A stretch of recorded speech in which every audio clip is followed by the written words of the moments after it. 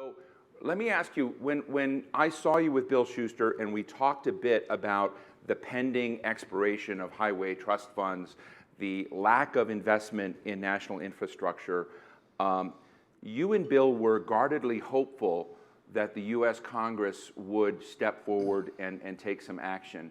Let's just be honest, they haven't done a darn thing. So, I mean, what is give us a kind of a snapshot of what the dysfunction is, because I meet Republicans and Democrats and everyone's sort of on your side and wants to get this done. And that's why you got 100-0, but you don't seem to be making much progress. Well, this is a perennial issue for Washington, D.C. and for America. First of all, Steve, thank you, and thank the Atlantic as well as the Aspen Institute for having me here. I do have to say, you got to get that tie off. This is Aspen. Just a little too much of a stick in the mud. I don't know. But look, I think the macro problems are ones that people get. The increasing congestion, the potholes, the fact that our country is basically underinvesting in our infrastructure system is not a new fact, as you point out. However, I think one of the challenges that this Congress is facing that other Congresses have not faced is that they've had 33 short-term extensions in the last 6 to 7 years. We're about 10 years since we had the last 6-year surface transportation bill. And the size of the hole that we're in is much deeper and much wider than it was before. Moreover, Congress has done those extensions with short-term patches using basically general fund transfers. And I think that we're at a point where we're out of bullets. We're out of like duct tape and chewing gum to patch the system together. And so there really is a moment here where a real answer needs to be figured out. And I think this Congress has to do it. You're describing what it is. Your colleague Susan, where's Susan? Is she in here? Susan just showed me this bar graph on her phone. It may be on my phone by now, but it basically goes back to other transportation bill eras. Yeah. And to describe it, you see a big bar, a big bar, a big bar, and then you got this little dinky smidgen of where we are today. So what is the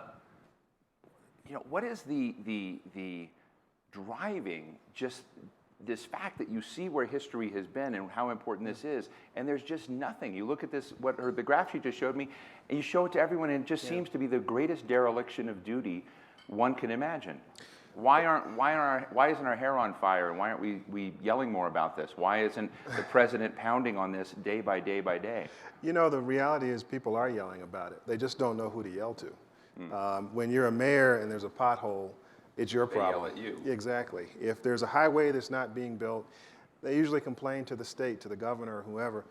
But all of the systems... Why don't they complain to the Secretary of Transportation? Well, I prefer they complain to Congress. But, the reason why is because the role of the federal government is fairly invisible to most users of the system.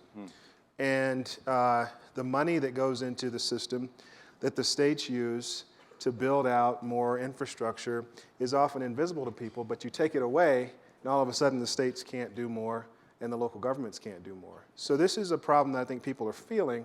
They just don't exactly know who to complain to. And that's one of the reasons why we did this Beyond Traffic study. I know you're going to probably turn to that, but I'll let you turn to it. Beyond Traffic, I'll get to that. But let me ask you one other question before I jump into this traffic study, which I'm intrigued with. Some commenters have said that President Obama, made a major mistake when he was dealing with the 2008-2009 financial crisis, that the vector of the administration was to essentially, after that heart attack, resuscitate the financial heart of the system and not put as much money and resources into writing a new social contract with Americans that would have been infrastructure heavy.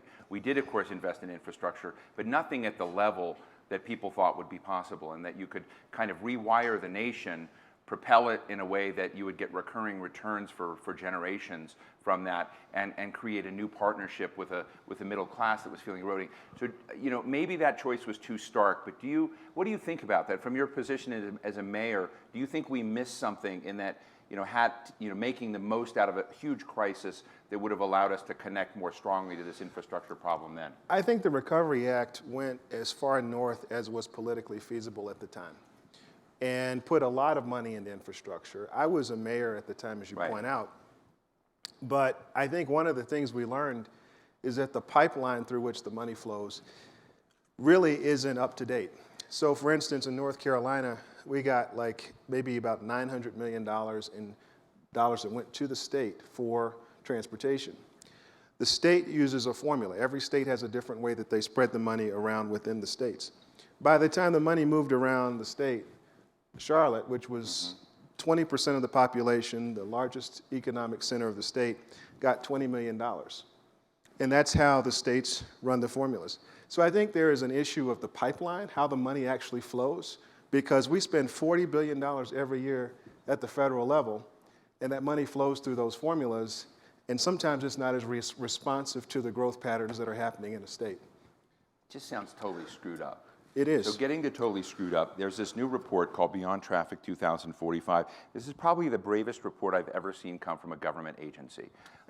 It starts out, basically, if I may, it essentially starts out with a very blunt message that America's screwed. That we're not investing in infrastructure. Let me just read you here. He says, the year is 2045. A driver sits in traffic for hours, which they may have been common in Los Angeles a generation before, but this particular driver is in Omaha, Nebraska. And he says, you Omahans are screwed because we're not doing this. The next section says, in Asia, electric buses travel endlessly without refueling because they receive their power wirelessly. In Europe, driverless cars zoom around the highways, and because the technology is so safe, car crashes are much as a part of the past as horse and buggy accidents. But it says, but in the United States, these technologies are little more than novelties. They're not in wide use because the government did not encourage them or put a plan in place to regulate them. This could be the future we're heading for. It basically says we're screwed. So what are you trying to achieve with this report? It's very blunt. Look, the bottom line is I think we have trouble agreeing on the solutions to the problems, but there hasn't been a place that we've actually tried to contain and elucidate on exactly what the problems are. And so this report is really trying to lay out the basic problems we face in our infrastructure system. And it goes into 5 different areas. One is that our living patterns are changing. 40 years ago, population was flocking into rural areas. Today, it's moving into metro areas. And metro areas are becoming the locus of economies. How does that impact the way that we look at transportation? 40 years ago, continuing to build out the highway system was a critical priority. It got done in 1992 officially. But now that you're seeing more population in metro areas, those areas are more constrained. Adding lane miles is not as easy as it was. And creating multimodal systems like transit and commuter rail and other things, bike and pedestrian facilities, those are going to be more important. Secondly, how does freight move? How do things move? That's a really interesting discussion because over the holidays, my wife will oftentimes go online and she'll get stuff for the kids. And she'll think to herself, gosh, I just saved a trip. Well, in reality, the trip is still being taken. It's being taken by a truck instead of by you. And so the question is, how is freight going to change? Well, we're going to see 65% more truck traffic over the next 30 years. So just imagine 65% more trucks on the road. That again means that we need to think about getting more cars off the road so that we can facilitate commerce in a way that's going to be good for the 21st century. Technology, driverless cars, drones as you call them. We call them unmanned aircraft. Do you get to control drones from your job? I actually don't get to control them. No, but I mean, are you like the drone czar? The FAA does have responsibility for the civilian side of this, yes. Yeah, okay. And so we're working through an apparatus that will help us integrate those into the airspace. But technology is going to change how things move. The idea that cars can talk to each other and see accidents before you and I could see it and avoid those accidents, that day is coming. A time when trucks and cars can move more closely together because they're communicating with each other and they can do it more safely, could create more capacity in the system. The climate, the environment, the fact that we have things like Hurricane Sandy and Katrina, how does that impact how we build infrastructure going forward? And finally, the opportunity side of things, the fact that transportation's always been a connector. And how do we create the connections for people in the 21st century, rural, urban, and elsewhere? So let me ask you about connections. You were mayor of a city All mayors deal with problems, and we've seen people like David Leonhardt has been profiling, the New York Times has been profiling the zip code problem, that if you're born in a certain zip code and you're raised in the zip code, you can sort of project a lot about what is going to happen in that individual's life, and it's not good. And some people have said that the way to fix that is much better transportation that gives people mobility in and out of these places, so that you don't have these kind of oases of horror, if you will, and lack of opportunity and aspiration. So maybe this is an unfair question, but you know, we've heard about Freddie Gray, we've heard about others that just have come from neighborhoods that were not connected. So would better transportation have saved Freddie Gray's life? Would it have saved lives of others that were in some of these communities? Well, so I think this is a question that gets into what does transportation do for us? Right. And I happen to have grown up in one of those zip codes. And I can tell you that the physical appearance of these areas gives you no indication that there is a future for you, that you're part of the larger society that is growing, and that there's a level of ambition that you ought to have. You get those things if you can travel outside of the zip code, but if you're stuck there, it's really hard. And so I think that transportation plays a role because it creates access points. It brings things to you. It also brings you to other things. And I'll tell you, like growing up in my grandparents' house, I'd look out the front door, 2 blocks away, there was a highway. I turned to the right, there was a highway. And so you felt this impending sense of physical barriers that were closing you in as opposed to creating places for you to go out. This is actually, in my opinion, something that isn't altogether coincidental.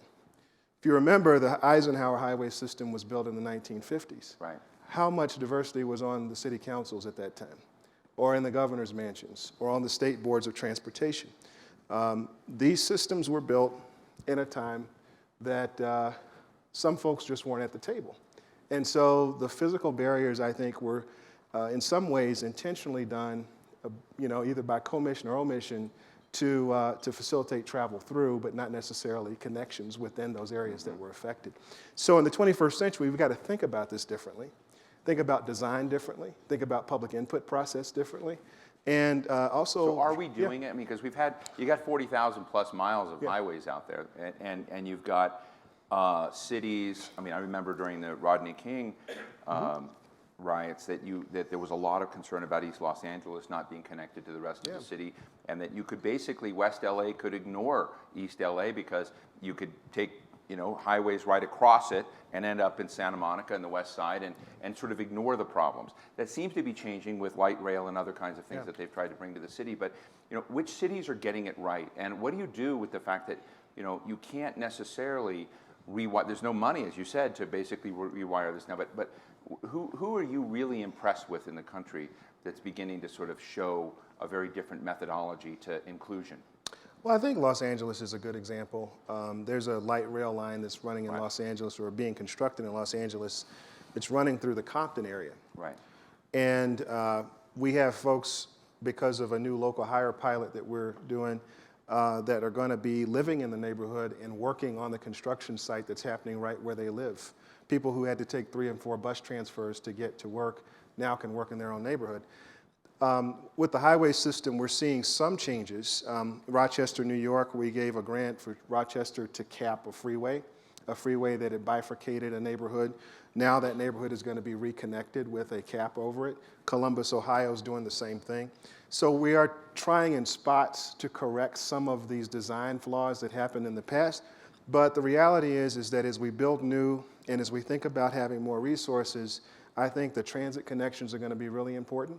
And I also think that as we reimagine bridges and bypasses and overhead systems, we need to make sure we're connecting people. When you were in Charlotte, tell us what you did. What were the big investments that you made? Well, we were landlocked, so there weren't a lot of no ports in Charlotte. Right. But we had an airport, the 6th busiest in the country, and we desired to have rail connectivity to that airport so that we could move freight from the Charleston, South Carolina port into Charlotte and by air. That was a big one. We did a a project, a light rail project that extended up to the University of North Carolina at Charlotte, running through some of the more disadvantaged parts of our community. And we're using land use strategies. We're using land use strategies there to bring new housing stock and new economic activity into those neighborhoods. And so that was helpful. And then we started a streetcar project that's actually going to start running next week that runs into the lowest income areas of the city. And it's a starter project, but ultimately once it gets built out, you'll see similar attractive housing and what's the and politics jobs. of that? Is that popular in the low-income communities? Well, it's not popular to try to do. You know, Baltimore, for instance, had a light rail project that they were trying to do called the Red Line. And last week, the governor announced that he was pulling it down. This red line runs right into some of the areas where protest activity was happening. And it also was a project that probably would have catalyzed some economic activity in those areas that have been historically underserved. These projects are very hard to do. They're hard to do because— What was the rationale that he gave for pulling the plug? that the structure wasn't right, the financing didn't make sense, and you know, who knows whether it'll ultimately happen. A lot of these projects have near-death experiences, but a lot of times these projects that connect people who've historically been underserved are the last ones on the list and the first ones to drop off. So you have one of the few departments that actually puts forward actively your own bills to Congress, or you have under the Grow America. I mean, I don't know if that's a good thing, a bad thing. It's interesting. And you have a bill called the Grow America legislation. It's a $478 billion proposal for surface road expansion and all that. Take us through that, and what's the state of it? Well, we're still trying to get Congress to move on something. And by the way, you know, except for one committee on the Senate side, we've actually been the only ones to actually produce an affirmative bill. This bill would put dramatically more money in our system, 45% more overall investment. We would actually have a surface transportation trust fund. Right now you have highways and transit in the trust fund. We would add rail to it, so you'd have things like Amtrak and other passenger systems that would have dedicated money, which they haven't had for a long time. We'd have a national freight plan funded, $18 billion over 6 years. But for the most part, what this bill is trying to do is it's trying to recognize that we've got to do some things differently. Number one, we've got to send a signal to state and local governments that it's okay to invest again, because those communities now, after 33 short-term extensions, they're starting to back away. They're becoming more risk averse, and the big projects aren't being planned or designed. So we've got to have more money and more length in the amount of time that money is available to get those projects done. We also recognize this growing metro focus in our country. That's why we increased transit investment 70%, recognizing that you're going to need more options for people to move around. It's not just adding lanes, it's also adding capacity. So as best I can tell, you're the only member of the cabinet that the GOP likes. You know, and maybe I'm wrong with that, but they do like you, because I've seen you with them. You know, I've talked to a number of Republican congressmen. I've talked to John Thune, you know, about you, and Bill Schuster and others. Paul Ryan is here on campus. So Paul Ryan, you know, who's Ways and Means and has control over taxes here. Yeah. So what do you think? There's a chance of a hike together or something that, you know, might break the logjam? Because part of everyone's for what you want, but nobody agrees on how to pay for it. So walk us through. You in the White House folks have basically suggested a tax on repatriated money that large corporations overseas might bring back into the country. That's one funding strategy. Some say the big problem with that is that's not something you can do more than once. It's a one-shot deal. But what are some of the other funding proposals that are on the table that you think are serious? And what could Paul Ryan, while he is here in Aspen, do to help you? Yeah, it's a political question, ultimately. There's a lot of different ways you could solve the math problems. You know, there's folks out there that would raise the gas tax. There are folks that would put in place a per-mile fee for folks. There's ideas around this issue of business tax reform that we've been advocating for. There's a whole range of things. But at the end of the day, it comes down to, can you get 435 people on the House and 100 people in the Senate, a majority of either side or both, to agree on something? And that is more of a political question. And I would say this too. I think there disagreement about how much we need to be investing. There is a view that if we keep baseline funding, we've solved the problem. And I think that one of the things Beyond Traffic really lays out is it really doesn't solve the problem. We are running $15 billion short annually because gas tax revenues have declined over baseline. Right. So a lot of folks feel like if you get the $15 billion back, we have solved our problem. But we have not solved our problem. That just gets you back to current levels of investment. We figured out that you probably need something upwards of $15 to $20 billion to just maintain the system we have above baseline. So even when people talk about solving the problem, they're not always talking about solving the problem. So my job is to try to make sure folks realize that we are basically managing a declining system right now. And if we endeavor to have a system that is healthy enough and strong enough for the next generation, we've got to do major changes in terms of how we invest. So, I mean, you got these contending proposals and you had them on a track. Is there one that's way ahead of the others? Are they all sort of even? And if you're going to change the vector and just not watch the ship sink, who's got to jump to action? Is it President Obama? Is it, you know, the president's been preoccupied with trade and a lot of other stuff, and some people are saying now finally his deck is clear enough that he can take infrastructure seriously. Yeah, well, you know, I think he put a bill out. He put a bill out last year, he put a bill out this year. But there's a difference between putting a bill out and going out and trying to muscle it along. Well, you know, look, I think you got to have dance partners. You got to have folks willing to jump into the arena and try to help figure it out. And I do think on a bipartisan basis, people do want to figure it out. Mm-hmm. But I don't think there's, again, still agreement on what it is we're trying to figure out. Like, if you start talking to some folks in the Republican Party, some want to devolve it to the states. Some say, well, if we get to the baseline funding, we've solved our problem. And we can do it for a year or 2 years or 3 years. And that will continue this risk aversion at the state and local levels. So I don't think there is yet a recognition that we've got to take a leap here. We've got to jump way beyond where we've been. Otherwise, we're going to continue with the potholes, with the congestion, with the long travel times, and with the freight not moving as efficiently and effectively as we could. You know, one of the other things, if you hang out at Aspen for a bit, you meet a lot of technologists, and there's this picture of you floating around with Eric Schmidt looking one of the Google driverless cars.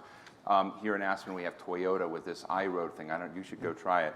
I'm 6'5", and I fit in it, and went around. It's one of these little, you know, one-person sort of interurban city vehicles. I recommend everybody go sign up and do this thing. They've got a shuttle. It's totally cool. You can't wreck it. I tried. I mean, you can run into things, but I really tried to flip it, and you can't. And it goes for about 30 miles. You plug it in. It's all electric, and it's a fascinating thing. And so you get a sense. Last night I was having a discussion with some folks in the airline industry about the future of airplanes and saying the safety problems of airplanes are human beings, and that we have the capacity down the road, maybe not, maybe in our children's lifetimes, where you're going to have a super strategic leap in safety, but you're not going to have people in the cockpit. Like, it'll be all machine. I mean, it's a fascinating thing to think about at Aspen, right? So you've got phenomenal innovation going on. You have crappy conditions which the government is providing in terms of stewardship of the system. What happens in that innovation sector as we get driverless cars and iRoad things and, you know, people coming up with new ways? And doesn't, you know, the word Secretary of, you know, Department of Transportation, doesn't it sound really old? How about Department of Mobility? Like, why don't we change the name? If you can't get that bill, change the name of what you're doing. Wouldn't that be, I mean, there's this hip stuff going on, and government isn't part of any of it. Yeah, no, it's, look, I think the rate of change, like transportation as a sector, has probably lagged behind a lot of other sectors in integrating technology. And now you're seeing a very rapid pivot towards all of these things. And frankly, our regulatory structure moves slower than the rate of change in technology. And we're finding ourselves a lot of times trying to catch up to what the outside industry is trying to push. I think to your question about what this means, the underinvestment on one side and the technology environment on the other side, you know, technology could help us with some of the capacity problems in our system. You know, the fact that we can't add lane miles or in some place, I'm not saying everywhere, but in Los Angeles, you can't add lane miles. So in places like that, maybe connected vehicle that can run vehicles closer together creates more capacity so you can move more vehicles through. Design plays a role here too, and we're learning more based on data and analytics how to design road systems. When I was mayor of Charlotte, we had a road that was congested just about all day. It was a 4-lane road, 2 in each direction.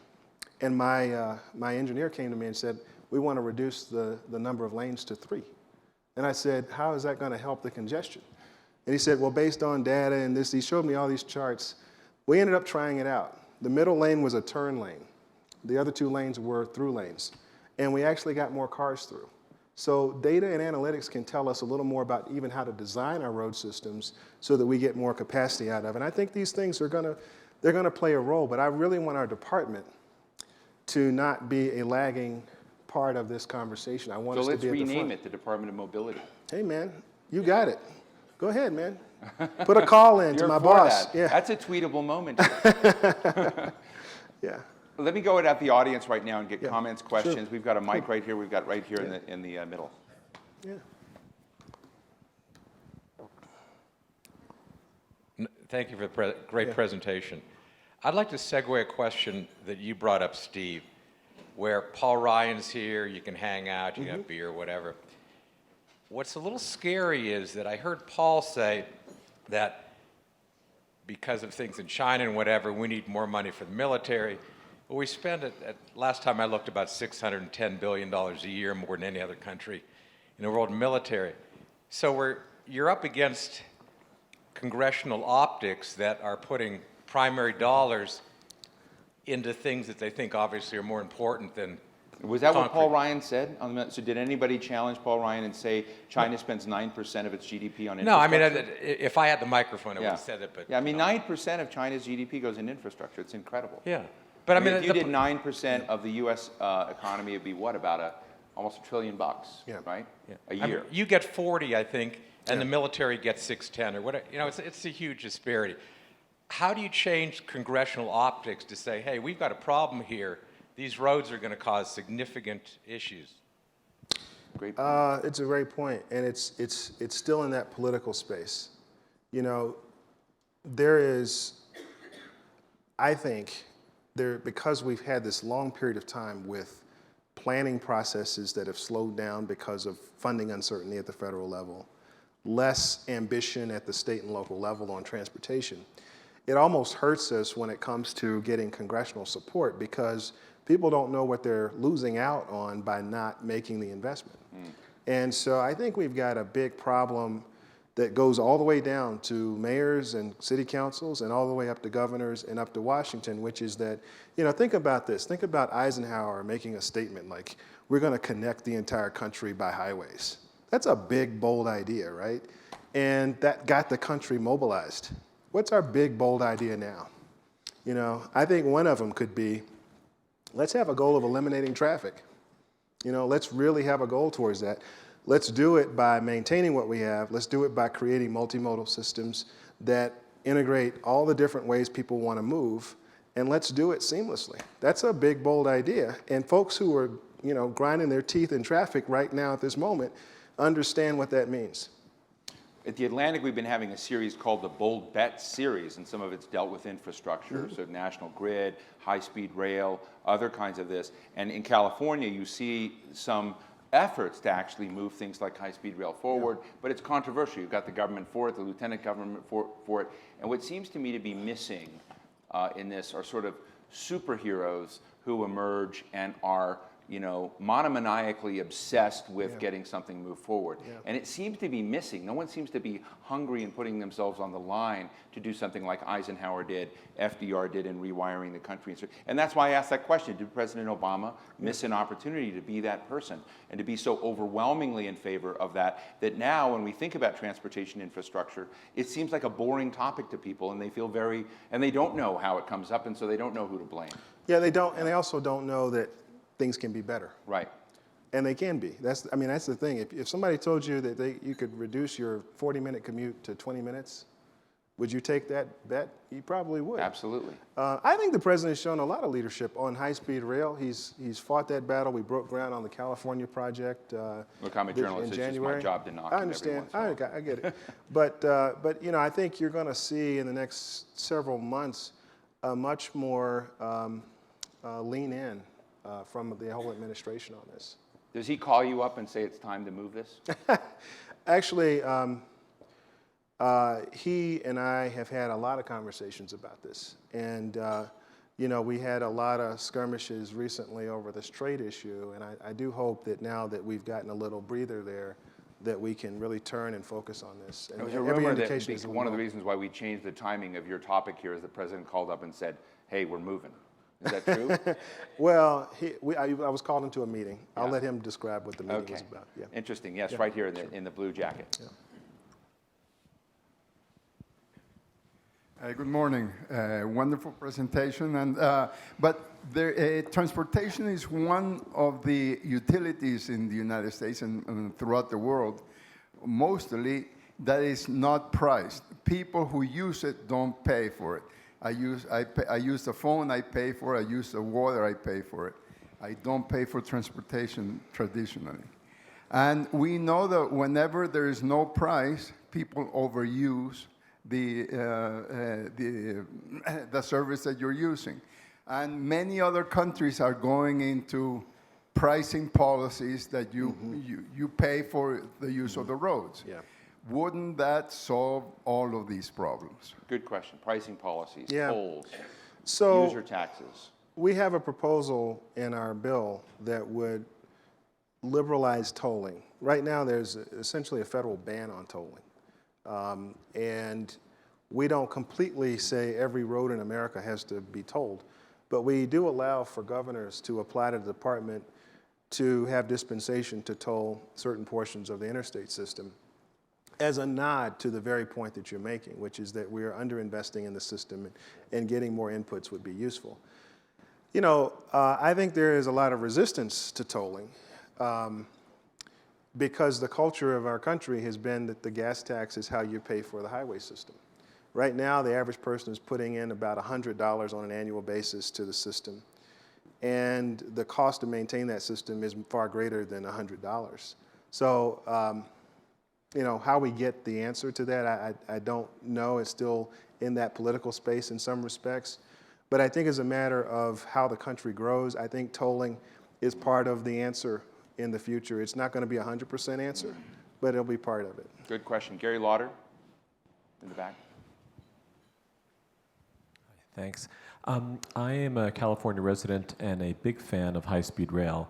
However, since I want high-speed rail to succeed in this country, I think doing it first in California will make it doomed to failure. I don't think that it can effectively compete against flying because the distance is so great. And I can fly today with airlines getting better. Where would you do it, Gary? Someplace where incremental investment is likely to have a positive return, and you don't have a binary success-failure scenario as you do in California. For example, accelerating Amtrak lines. Yes, I mean the Northeast Corridor. Obviously, there'd be a lot of eminent domain involved, but the elasticity of demand based on time is huge. And so if you could shave 15 minutes off of the New York to Washington route, for example, you'll get gazillions of additional riders. So the question is, it is my belief and that of many others that it's a complete waste of money in California. Could you address that proposition? I don't agree with the idea that it's a waste of money in California. The project turned dirt in January. We need an example of high-speed rail in this country. And when the initial round of high-speed rail dollars were put out there, there were several projects around the country that were funded. And unfortunately, some of the governors turned the money away. Florida being a famous example, Wisconsin being another one. So I think we would have had more proof points had that not happened. Having said that, there are two states that now are looking at high-speed rail beyond California.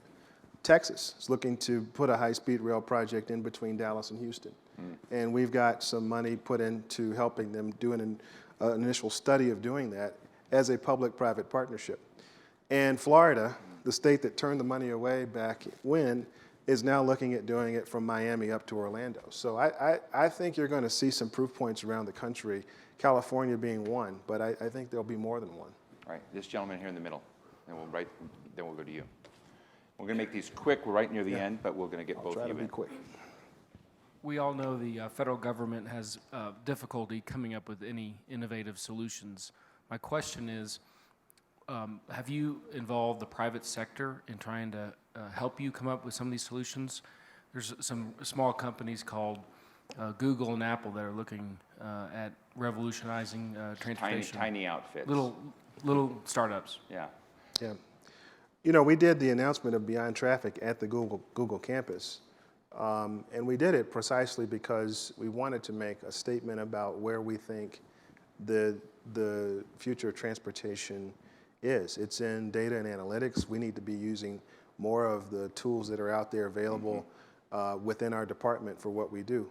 We put out statistics on road conditions and accidents and other things, and a lot of times those statistics come out a year, 2 years after it happened. When I'm talking to folks at Google and some of these other places, they're like, you know, do you know that there's a traffic jam in Los Angeles happening right now? Because they have real-time information. So I think government needs to get better at that. But we are, I think what you'll see with the connected vehicle, the UAS stuff, is that what we're trying to do is to create a storefront for business. We have to always be focused on making sure any uses are safe. But we're asking industry to bring us their ideas, let us trial test them. If they want to put it in the marketplace, we want to be a good partner in helping them do it as long as it's safe. Right here at this table. Yeah. The lady in blue. Yeah. Lady in blue, Angela Blackwell, Policy Hello. Link. Good morning. Hi. Good morning.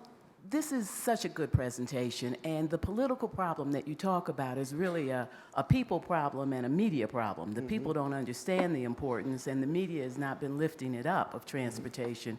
Your conversation makes it clear that transportation policy is health policy, is education policy, Right. is economic policy. How do we get that as part of the public debate, and how do we get other agencies that really do have a nickel in your quarter to understand how to be able to help you move this issue forward?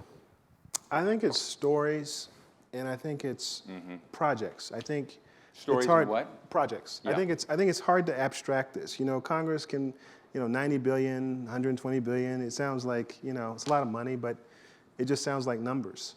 But in a given community like Detroit, where a guy is like walking 21 miles because the bus system was falling apart, like it's a real story, right? And projects that will be transformational, projects that will connect people like the one I was talking about in Compton, that were just ideas that now are actually happening. I think the more people ground this issue into what's happening in their backyard, and you can connect the stories about education and health to the improvements in their quality of life, if we can get the money and resources to do it, that's what's going to impact us. That's why mayors and governors are critical to this issue. Do we have any transportation reporters in the room? I don't know if we do. I don't know if that's an Aspen thing. I'll tell you, just to your point, transportation reporting is the most awful writing and most awful prose that you can see when you hear people talking about the costs, the projects. It's very wonky, it's very technical, and it lacks the human stories about this. And we're right at the end, but I'll just say one interesting thing. I've gone down to the Department of Transportation in DC, which is sort of down the Navy Yard area. It's a beautiful building, and you go along and you walk along the side, you see these plaques and displays that essentially highlight some of the real pioneers in American transportation, and some of them are avant-garde. I don't remember them all, but what you miss is you don't hear the story, your story of how transportation living between two freeways essentially almost shut down your opportunities. And what are the stories where, because I've been so impacted by what we've seen in Ferguson, what we've seen in Baltimore, what we've seen in other places, where you get beyond the killing that happened and the bias and bigotry that are part of the system, and then you begin looking at the transportation decisions that affected that. Ta-Nehisi Coates, my colleague at The Atlantic, had an incredible cover story that many of you may have seen on reparations, but basically it was about redlining and essentially how we had infrastructure decisions, finance financing decisions, housing decisions. I interviewed Secretary Castro about this, saying they're working hard to do that. But what we don't have is a whole roster of stories where transport made a difference in the lives. They're out there, I run into them, but nobody's elevating them. Maybe that's the responsibility of the media, but frankly, whoever put this little report together, and I highly recommend it, I don't often recommend any government reports, but the PowerPoints that you can see online are bold, and they have ideas in them, and they have stark realities, and they lay out the consequences. And I think whoever did this report ought to also be responsible for going and let's look at the stories where transportation changed a life and vector for someone. And if you elevate that and those, that will then begin trickling into the media and press, and people have something to grab onto. So that's my 2 cents that you may not have wanted of unsolicited advice. But Secretary, is there any last word or thought about, as you look at this last 18 months, 17 months of the Obama administration, what is the home run you'd like to see happen beyond just getting something built? But what do you want to leave your job having accomplished? I think we're at a point in time with transportation that we've got to pivot. We've got to pivot. It's not just money, by the way. It's like, what do we want to get out of this system?